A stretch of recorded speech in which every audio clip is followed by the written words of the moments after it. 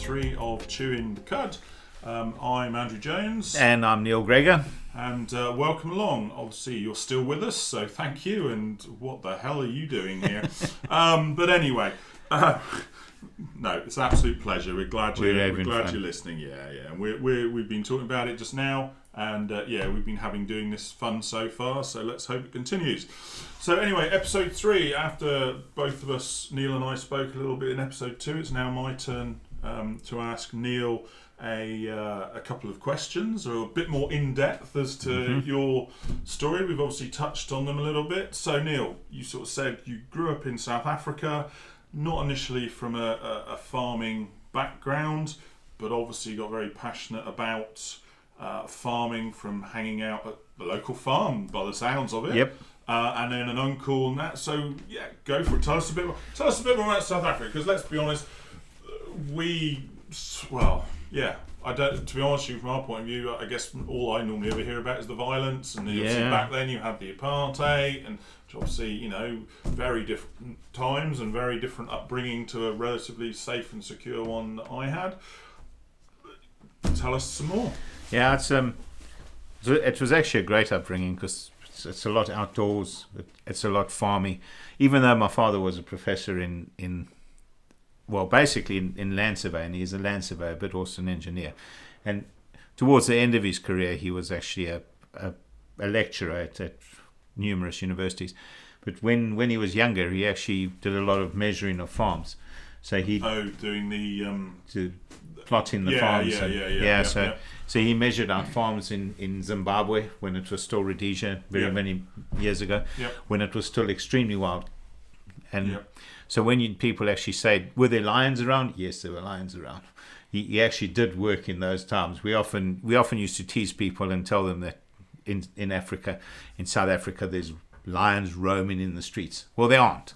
But it used to be a lovely story. But my father actually worked in the times when there were still lions in Zimbabwe.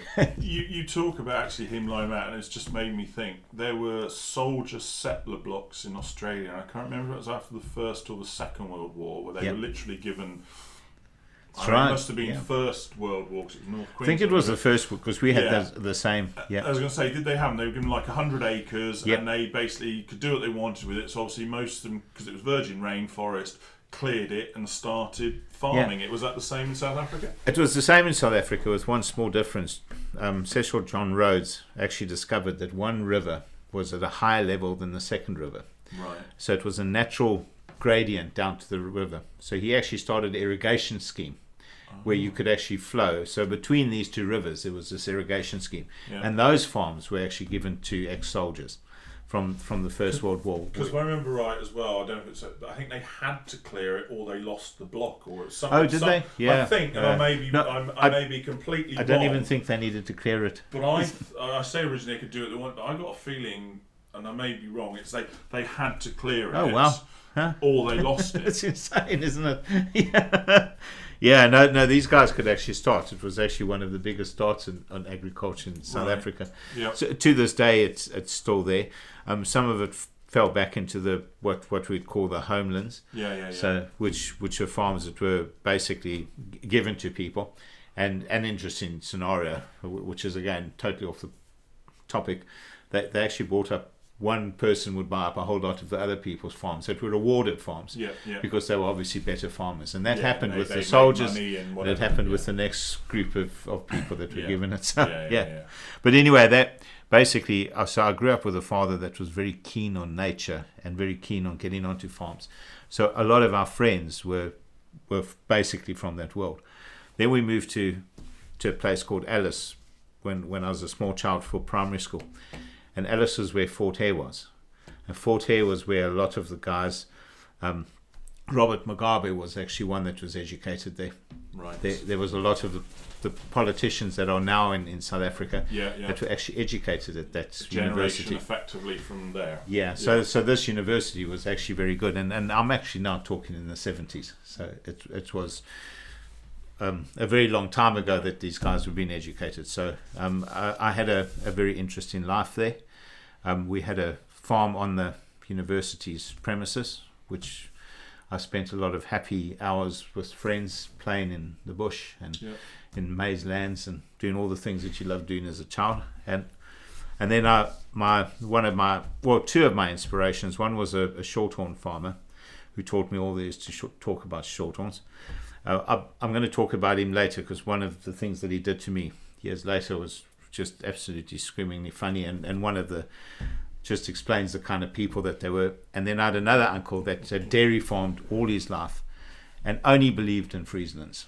So there was a family connection to farming. Oh, there was definitely a connection, but they weren't direct family. It wasn't like an uncle as in a brother. My parents, it was just relatives. Yeah. And so I've always been involved in farming, which hence my passion for cows.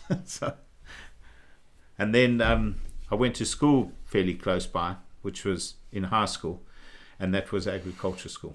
Okay. So where we milk cows at school, worked with pigs, chickens, did everything. Where I went to secondary school, they actually did have a farm when I was there. Yeah, we had a farm. Only a few cows and a few pigs, but I mean that's long gone now. Yeah, we used to call them farm schools. Yeah, we didn't know. It was I guess because it was a more rural school, and we used to do rural science, and I mean all of that's just gone out the window now. Yeah, we did agriculture science, which was the subject that. Yeah. It was a science subject, so it actually qualified as a science subject. Oh, did it? So I did science and agriculture science, for an example, and biology and all of the sciences. But at the same time, when we weren't playing rugby, we were actually just doing our. That's so Southern Hemisphere. And, I mean, obviously I've lived there as well, and I know that's some of our connection is that we. I picked up the Southern sense of humour, or fitting that sense of humour. But when we're not doing this, we're playing rugby. And it is, isn't it? New Zealand, you go and play rugby. Australia, well, it depends where you are. It might be footy or whatever. But, It's either that or cricket. It depends on what time of the year you're at. Although to be fair, in the school I was at, we were 180 boys. And it was compulsory to play rugby, so which was absolutely fantastic. It was exceptionally fun. Except, of course, that I'm English, and I was with a very large quantity of Afrikaans people who were a lot bigger than me. So it was quite a painful experience. But so you say that, just so people clear that. I can remember, were you born here, or was it family? Is your parents family from here? Family come from here, But there's a distinct difference in South Africa. I'm an English-speaking South African. I'm not an Afrikaans-speaking South African. Having said that, I can speak both languages fluently. But I speak English because my first language is English. And Afrikaner, as in what we in the past said, Boer, or that would be Boer, but it's also a dialect of Dutch. So it's I can speak.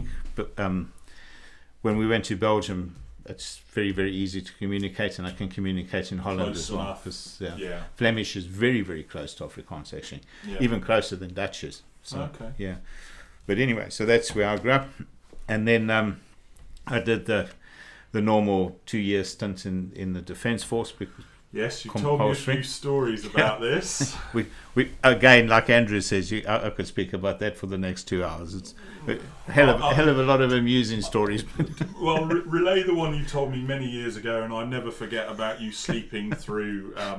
An activity. Yeah, well, one of the big mistakes the South African Army made is that they thought they could turn me into a soldier. I was going to say, because you were conscripted, weren't you? Yeah, I was conscripted, and I wasn't particularly a keen soldier, neither was I a very dedicated soldier. And let's be honest, looking at it now, this is not again meant to be political, but as much as there was apartheid, Western governments to a degree supported South Africa because they were the holdout against the communism that was coming down from all the other countries in southern Africa. That's right. And it was the holdout against it. So in their own way they were supporting them because they wanted to push back against communism. That's right. When I finished, I got a certificate. It's in Afrikaans, but translated it means for defending against communism. Is that what it actually says? It actually says that. So it's actually quite something. So that's right. That was the reason, which didn't make me any more keen on being a soldier. But you didn't just go into South Africa, did it? You did push into. Fortunately, actually, I was never. Well, actually, I was. We had to do camps afterwards. I was never actually a soldier as much in South Africa. It was in Namibia, or in that stage, Southwest Africa and Angola. So the reason I say fortunate is that obviously my people are in South Africa, so it would have really broken my heart to actually fight them. Yeah. So I was quite happy. It doesn't matter whether I agreed with the ANC or with communism, with anything else. You still don't want to fight with your own people. It's a funny thing, but it's true. I don't think a lot of people realise that South African soldiers were operating outside of South Africa at the time, or maybe I was just simply too young and too naive. Yeah, most of my whole 2 years was outside of South Africa. I was never actually as a conscripted soldier in South Africa, except for training. So the story Andrew likes is that we went on a bit of a binge and drank far too much brandy, myself and a friend of mine, and we passed out completely in our beds. Unfortunately, the camp was attacked, and our tent was completely leveled. This still didn't wake us up. They actually found us underneath the tents. Had to wake us up first to get us out of there.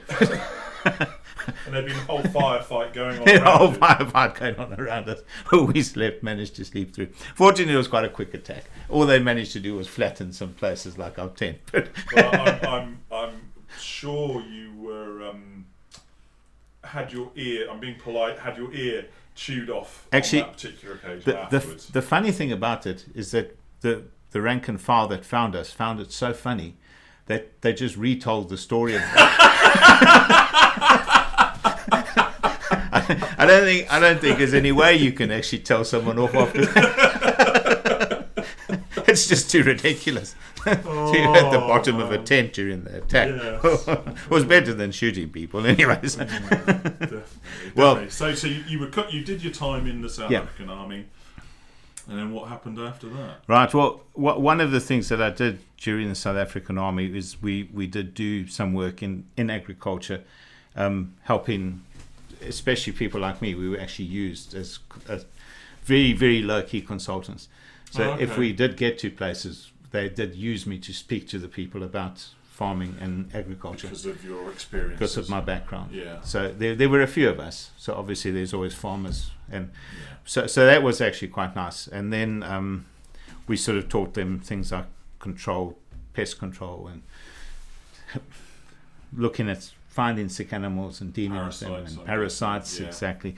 How to dip and how to wash if you don't, just wash the animals with dip if you don't have a dipping tank. Yeah. So it was very good. Yeah, after that, I went and I studied.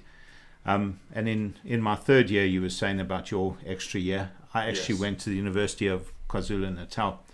And this is quite significant because I worked for the grassland department doing research for them and basically carrying capacities on natural pastures throughout. Oh, as in how many livestock units, say? Per hectare. Yeah. Which was very interesting. My job was actually to measure the grass and measure the cows, bring all this data together and formulate how we were doing. I'm guessing the natural grasses were probably similar to what I was dealing with in North Queensland. So I'm guessing Kikuyu, Brakiri and Soteria. No, not actually at all. Those are what we would have considered as pastures that were planted. Oh, would you? Yeah, you take them as improved pastures? Yeah, Kikuyu and ryegrass is what we milked off. These were beef cattle. And that was natural, like wild bush. And that's basically what I did, because we have grasslands there, the most unbelievable grasslands with incredible carrying capacity. Yeah. So we took basically 3 farms, one poor, one excellent, and one sort of in the middle, so that we could then compare our results. It was fascinating. Very, very good work.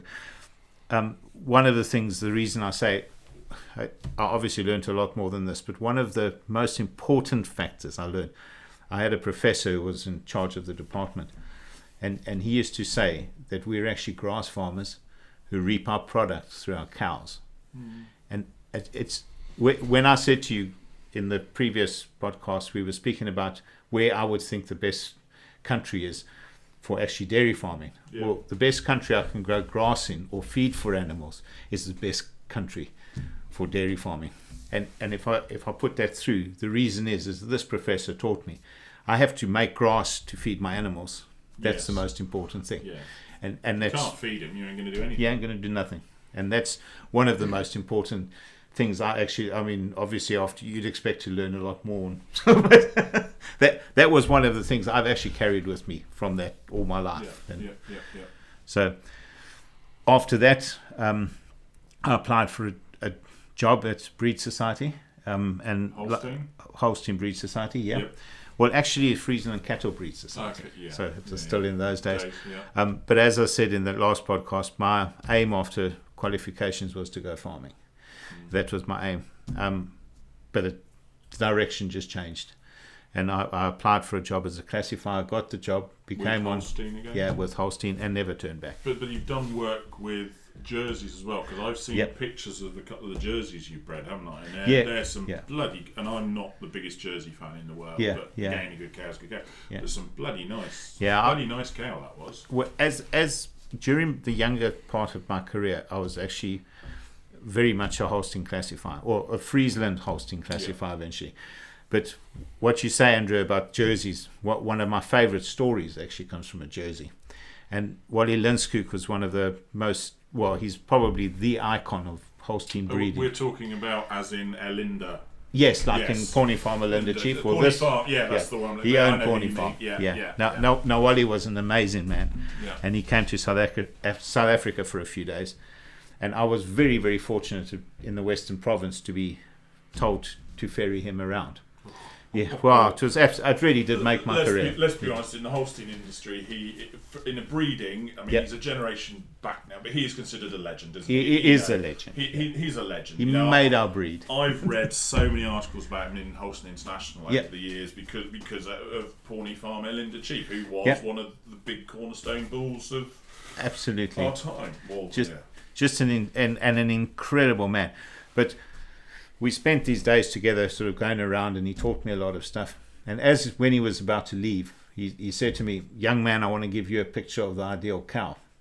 And out of his bag, he took a photo of, just sort of like quite a rough photo of a Jersey cow. And Duncan Bell was her name.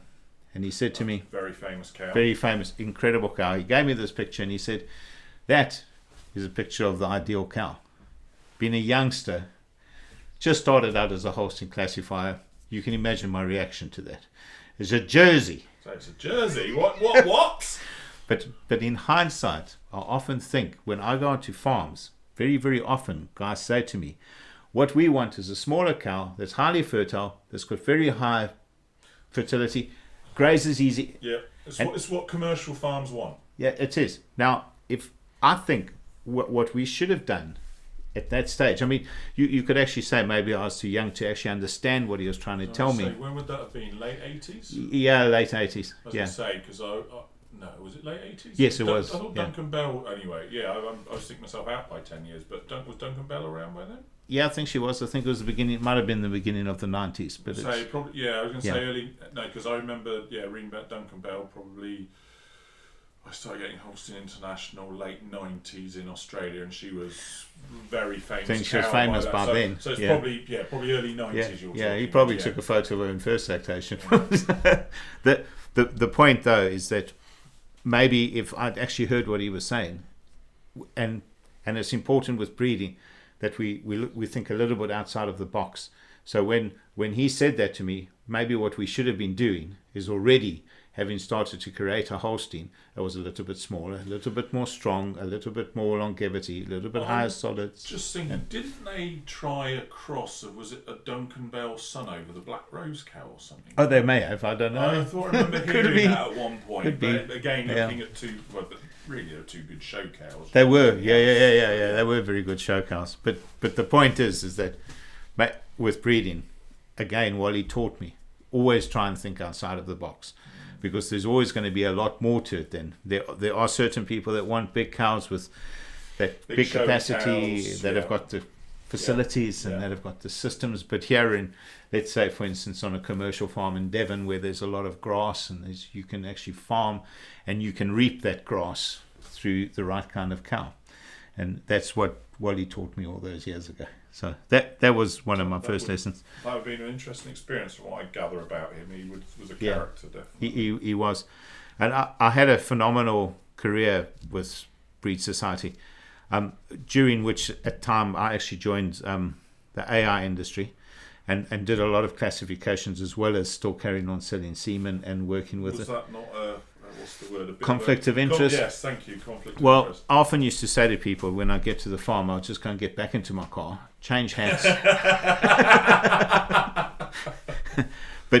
But unfortunately, it was quite difficult. And then eventually, I actually went back to Breed Society as the head technical manager. Was that for worldwide over in Yeah, it was worldwide. Yeah. I was the only company I worked for. You know some mutual people that I know. We do. Obviously, my time in Oz. That's right. Amy. Right. That's it. Amy. Yeah. Right. Yeah. That's right. Yeah. So there were when I became the technical manager, it was. One of the nicest things about that was I was invited all over the countryside to judge herd competitions, which I used to love doing. And I was talking about the shorthorn. I also then did a shorthorn course so that I could become a shorthorn judge. And when I became a shorthorn judge, I went back to this old uncle of mine and I said to him, "Hey, Uncle Ted, I've got my ticket. I'm a shorthorn judge." And he looked at me and he said to me, "You should bloody hope so." And, and that generation just always made me giggle. But he was right and then I said to him, "Well, you taught me everything I knew. So if you taught me wrong, it's your fault." Yeah. So it was a little bit of retribution for him, but it was a tremendous career. And then basically I started traveling a lot, and I traveled a lot to Namibia, to Angola, even again, but this time certainly to help people farm, not other reasons. With straws of semen. Just with straws of semen and my knowledge. Yeah, and not guns. Yeah, and I travelled throughout Namibia, which is just one of the most incredible places to travel. Then Botswana. And so I've sort of travelled to a lot of those places. And then in 2008, we immigrated here. What drew you back here? Because you say obviously family connection was here, but what drew you back here rather than staying in South Africa? We really wanted, because my wife also wanted to see Europe a bit more. I wanted to experience cattle farming on another continent, another different systems, and I enjoyed the breeding, and that's why we actually ended up coming here.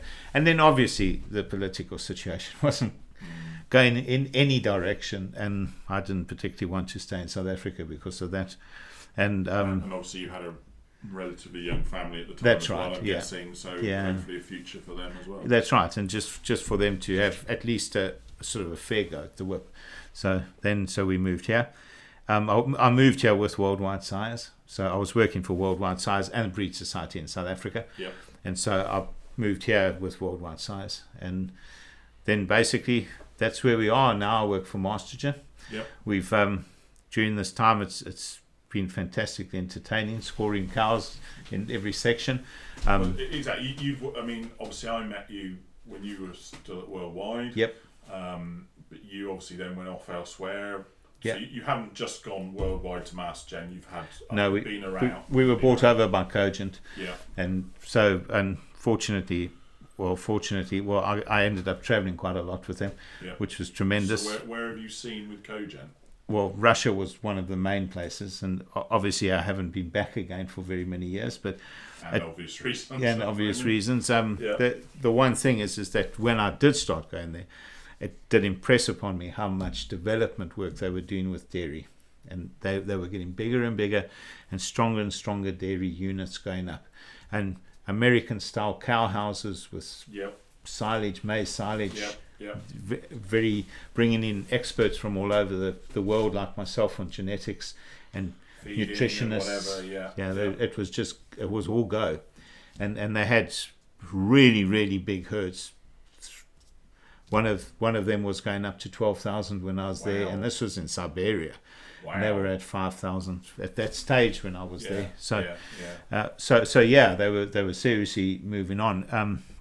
So obviously there were quite a lot of uneconomical units in Russia, where they just weren't managing older units, very, very old and very, very nasty systems.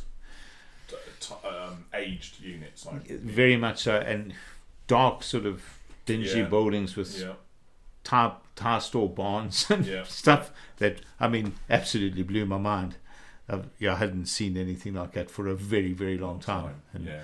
So they actually had to change it.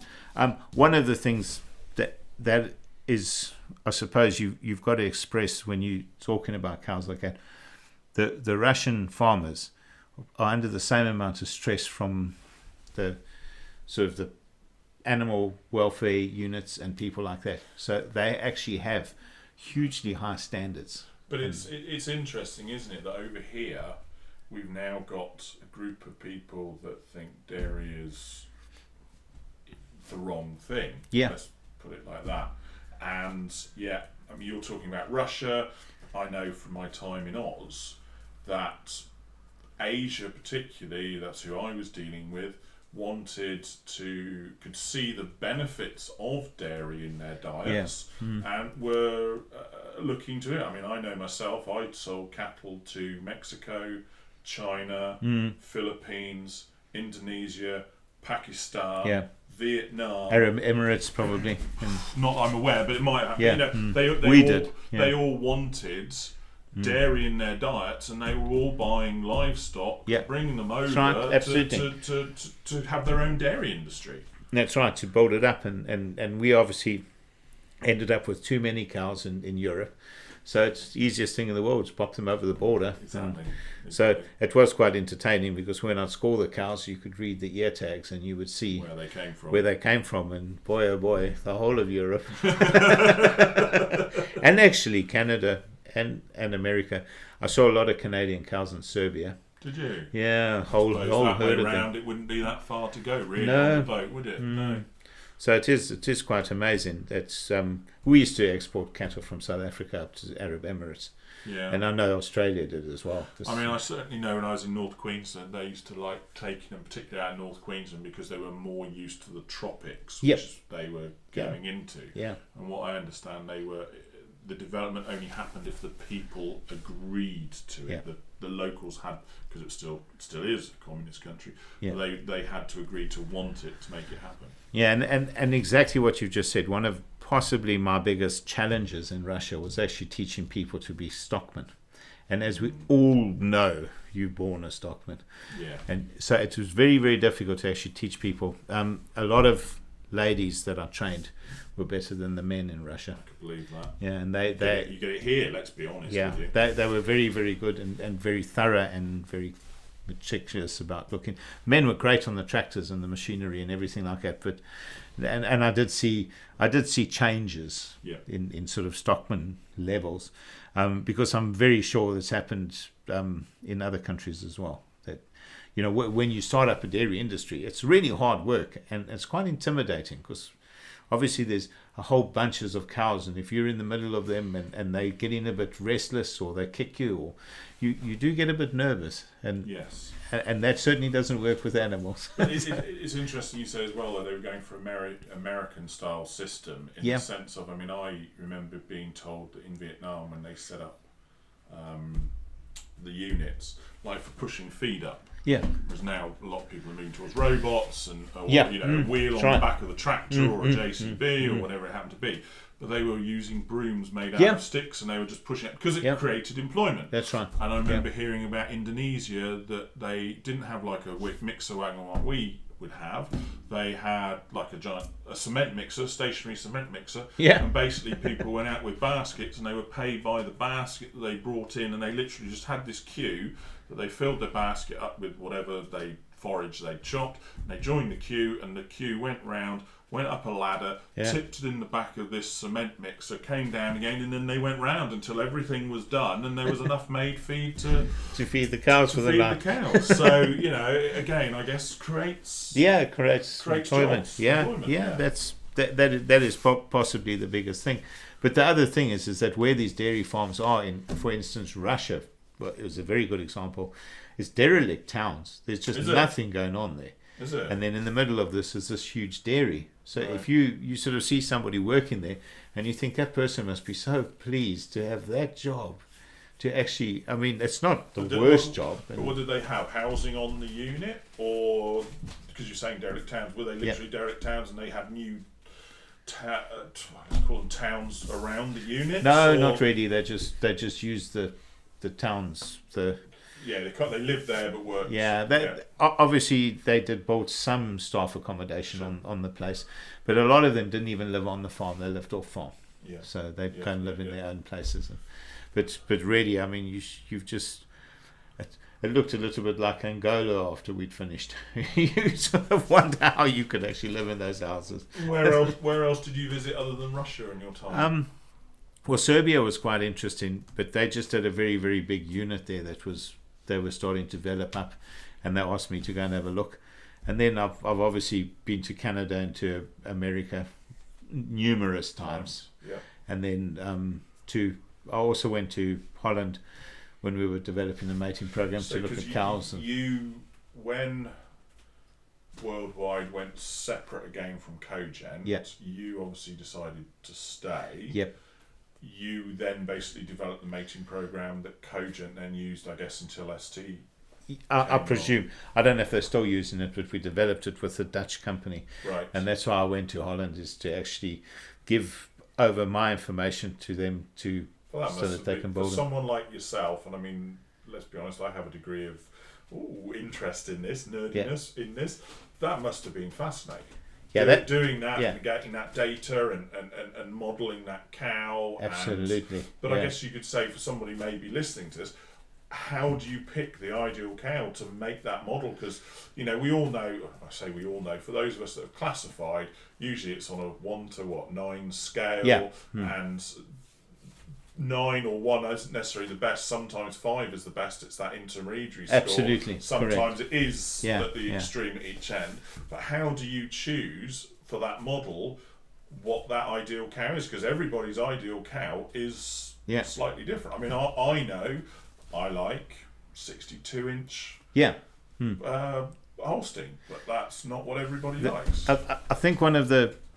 I'll probably say that my biggest success in my whole career was doing that mating program, and one of the reasons is that I took everything you've just said, and I took everything that everybody's ever said to me about how to breed, and I used it in the mating program. So the ideal was actually set either by the farmer, or I had a default setting, and the default setting would have basically worked. It was editable then. Yeah, you could change it. You could have a tall cow. You like taller cows, more deep-bodied, whatever the case might be. And the ideal becomes that. If somebody wants a more commercial cow, I basically used a lot of the ideal cow from Breed Society, where all the research has already been done for us on what is a cow that lasts longer. Why repeat what I already know? So that would have been my default, but then you could actually change it. I always used to say to the evaluators, please don't change the default. Because as we know with genetics, you might change just something and you mess up something else. A knock-on effect it has. It has a knock-on effect. So once the research has been done...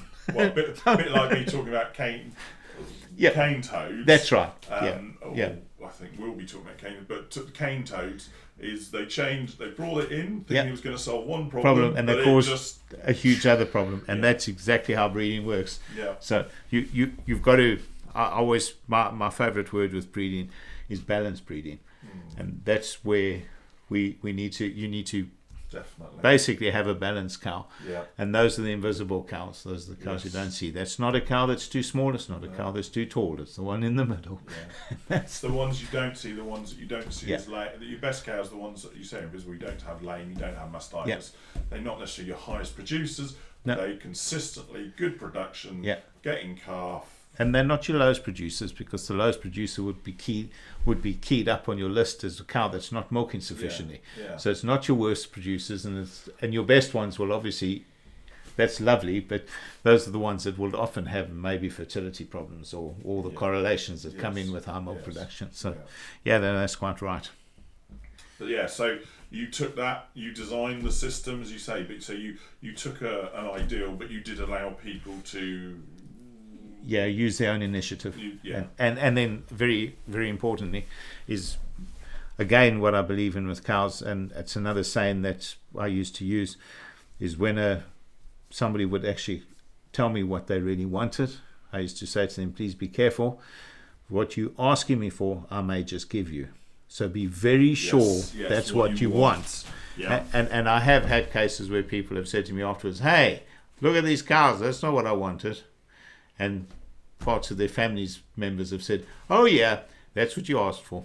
And so it is quite important to know what you want firstly, but also maybe just, I will give it you, and that's what I believe, because they're your cows. You breed them like you want them.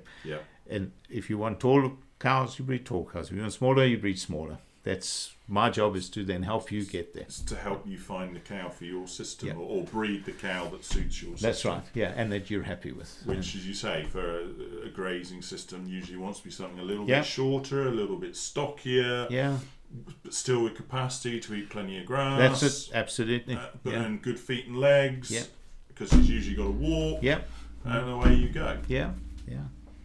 That's it. And then another cow might be different in another system. And always good feet and legs, but well, exactly. Definitely always good feet and legs. But so obviously you're now, what's your career as it stands today? Well, basically what I do now is a mating program, and I sort of help people not only understand the matings I do, but also do herd genetic reports, which I use AHDBs. Which you've done for me, for a client before, haven't you? Yes, that's right. I've given you some genetic... genomic results. Genomic results on some heifers, and you went through them for me to pick out which ones you should and shouldn't work with. That's right. One of the things I do a lot is I analyse that data so that you can actually make it a little bit more understandable to people, and so that you can actually use it. It's pointless doing the genomic testing and just dividing the cows from 1 to 10 if you don't really understand what you're doing. No, and I think, as a criticism, I'm going to say, of the genetics industry, I would argue there's quite a bit of that goes on. Let us genomically test your cows. People do it, and then you hear time and again of, well, I've got the information, but I don't really know what to do with it. You need somebody to do what you're offering or what you're doing, which is actually, well, let's sit down and explain it. That's right. No, we do. It's definitely the trick to that. And as you say, you and I did that one herd that where he needed our help just to explain what was actually happening. Yeah, exactly. Someone else had gone in, genomically tested for him, and then gone, here's the information, and then walked away. Walked away. That doesn't help very much. Which doesn't help at all. I mean, that's half our point of doing this, is to try and help people think. Get a bit of interest coming up.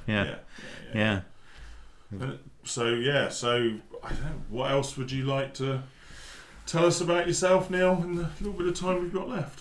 Well, I don't think there's anything else that I was speaking about, but one of the things we were speaking about with people like Wally Linskog and all of those famous breeders is my generation is probably goes back to where Roundup Apple Elevation and Walk with Chief Mark and Pawnee Farmer Linda Chief were actually in existence. There might not have been that many cows left because they were still there. But they were still there, and a huge influence in the industry.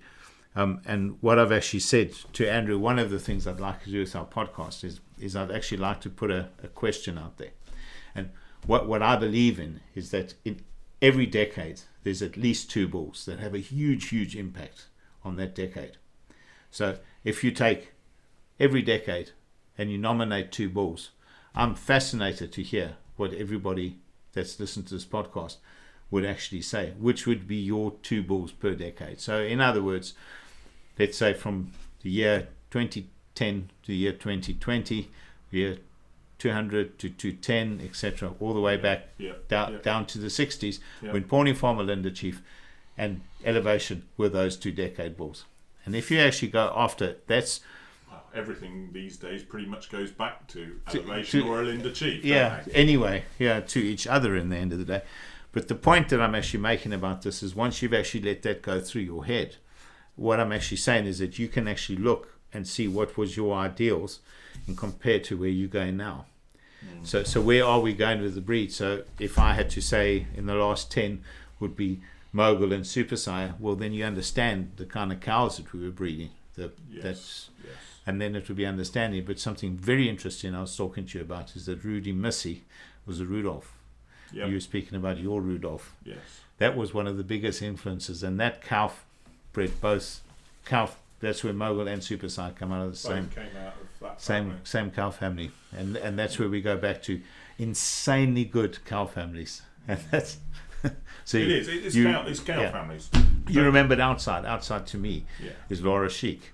Yeah. That's where Laura Chic is. It is. I mean, I'm not trying to bias anyone. I was going to save this, but obviously until maybe we did a podcast. Yeah. We will revisit this. We will. But I mean, obviously Neil's thrown it out there. I mean, I will quite openly say and have for a very long time, the best bull I ever used was Comstar outside. Yeah. Some people will disagree with me, and that's fine. But I loved my outsides that much that I used 600 doses of the bull. So just a little bit. Yeah. And that's what I was speaking about. So if everybody that has listen to this, we will have a discussion on genetics, and it'll be lovely if I've actually got an idea of what you guys think were your decade's bulls. So the last 30 or 40 years. And that's any breed, because let's be honest, any breed. I'm a black and white man. Yeah. You do like your black and white, but you deal with all the bull, or you no, deal without with a a doubt. lot. Yeah. So, absolutely. So there you go. I mean, there's I guess an opening for people to contact us if they haven't thought to before. And the jerseys are exactly the same. There was Beretta at one point. Exactly. Who was insane, and his sire was insane. And what Duncan. What was Ayrshire's was Trident, wasn't it? Yeah, Trident was one. Yeah. So Kellogg. There you go, everybody. If you haven't thought to contact us yet, then please do now. Please have a look at that. So contact us at the usual email at podcast@ChewintheCud.com. And okay, Neil, thank you very much for your time. Thank you, Andrew. It was thank you tremendous. very much for this insight into your life, and hopefully now with We'll take it around. I guess it's my turn next, and we'll see what. Yeah, we'll see you all. Happens. We'll see you all again, hopefully, at the next one. No worries. Thank you very much. Cheers. Thanks, guys. Bye.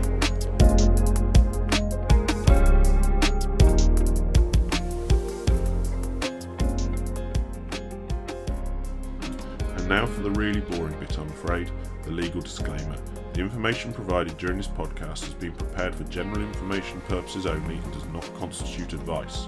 The information must not be relied upon for any purpose, and no representation or warranty is given to its accuracy, completeness, or otherwise. Any reference to other organisations, businesses, or products during this podcast are not endorsements or recommendations of Chewing the Cud Limited. The views of Andrew Jones are personal and may not be the views of Chewing the Cud Limited, and the views of Neil Greggor are personal and may not be the views of Master Gen Limited and any affiliated companies. Thank you for listening, and goodbye.